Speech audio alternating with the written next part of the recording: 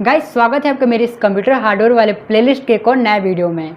Guys desktop computer के cabinet के अंदर डीवीडी राइटर को कैसे इंस्टॉल करते हैं, मतलब कि जो डेस्कटॉप कंप्यूटर होता है उसका जो कंप्यूटर कैबिनेट होता है, मतलब कि वही सीपीयू कैबिनेट या कंप्यूटर कैबिनेट जो कह लो सीपीयू केस, उसके अंदर गाइस जो डीवीडी राइटर लगता है उसको कैसे लगाते हैं, डीवीडी राइटर इंस्टॉल करने का प्रोसेस क्या है, आज के इस वीडियो में गाइस मैं आपको यही बताने वाला हूँ।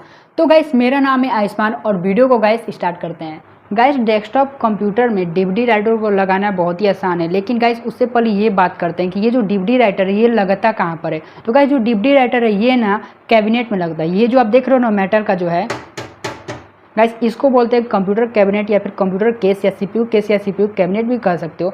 इसी में गाइस डीवीडी राइटर लगता है। अब गाइस ये बात करते हैं कि ये जो कंप्यूटर केस आप देख रहे हो कंप्यूटर कैबिनेट, इसमें गाइस डीवीडी राइटर कहाँ पर लगाते हैं, उसकी लोकेशन कौन सी है, लोकेशन कैसे फाइंड करें कि इधर डीवीडी राइटर कहाँ लगाते हैं।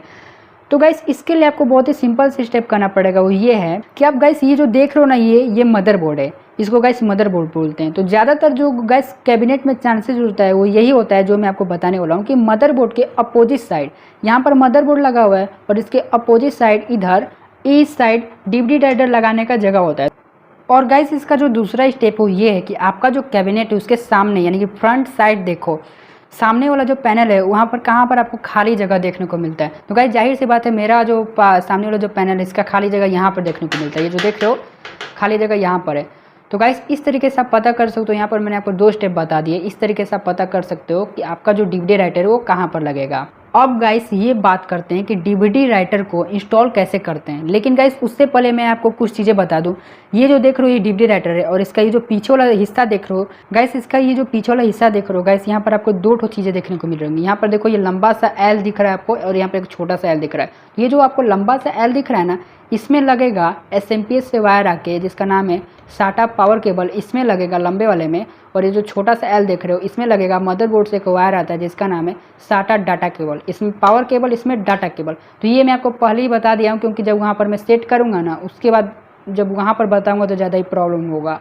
अब गाइस करना ये है कि ये जो डीवीडी राइटर है इसको लेना है और ये जो जगह दिया है इसके फ्रंट पैनल सामने की साइड से, अंदर की साइड से तो आप लगा ही नहीं पाओगे क्योंकि वो उधर सब लगा होता है। तो सामने की साइड से ऐसे आपको इसमें लगाना है और ऐसे आपको ऐसे प्रेस कर देना है, अंदर की साइड चला जाएगा। उसके बाद गाइस इसको कितने पर एडजस्ट रखना है वो आप अपने से देख लेना। जैसे फॉर एग्जांपल में मैं आपको दिखाता हूँ, इसे अंदर मैंने धक्का दे दिया, अब इतने पर स्क्रू नहीं लगाओगे, तो यही चीज़ बोल रहा हूँ, अपने से आप एडजस्ट कर लेना।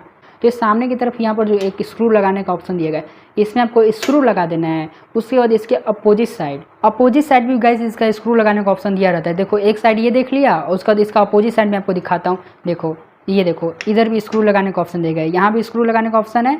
गाइस इसका जो पीछे वाला कवर होता है जो कि इधर लगा हुआ था वो मैंने निकाल दिया है आपको दिखाने के लिए। तो वही मैं कर रहा था अपोजिट साइड, वहाँ पर जो देख रहे हो ना अपोजिट साइड भी जाकर स्क्रू लगा देना है। तो बस यही आपको करना है।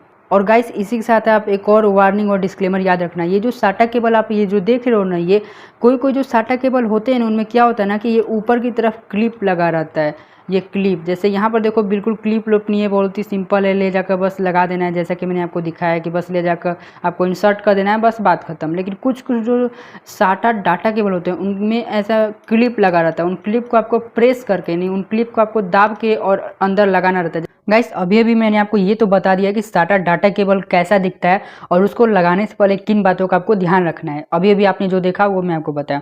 अब गाइस जो दूसरा चीज़ होता है वो होता है साटा पावर केबल। तो गाइस ये जो देख रहे हो ना ये एसएमपीएस है और गाइस ये एसएमपीएस है और यहाँ से 2 ठो साटा पावर केबल एसएमपीएस में ज़्यादातर देखने को मिलते हैं। अब कोई में 1 हो सकता है, 3-4 हो सकते हैं, लेकिन ज़्यादातर जो मतलब जो रेगुलर जो एसएमपीएस होते हैं उनमें 2 ठो आपको साटा पावर केबल देखने को मिलता है। तो सबसे पहले तो मैं आपको यही बता देता हूँ कि साटा पावर केबल दिखता कैसा है। गाइस अभी आप ये जो देख रहे हो गाइस ये है एसएमपीएस से जो वायर आता है जिसका नाम है साटा पावर केबल, ये है गाइस। और इसका सामने का ये आप पिंस देख सकते हो, कुछ इस तरीके का दिखता है। और गाइस ये तो आपने देख लिया साटा पावर केबल कुछ इस तरीके का दिखता है, ये चपटा होता है। और दूसरा पहचाने का तरीका ये है कि इनमें ना एल शेप बना होता है।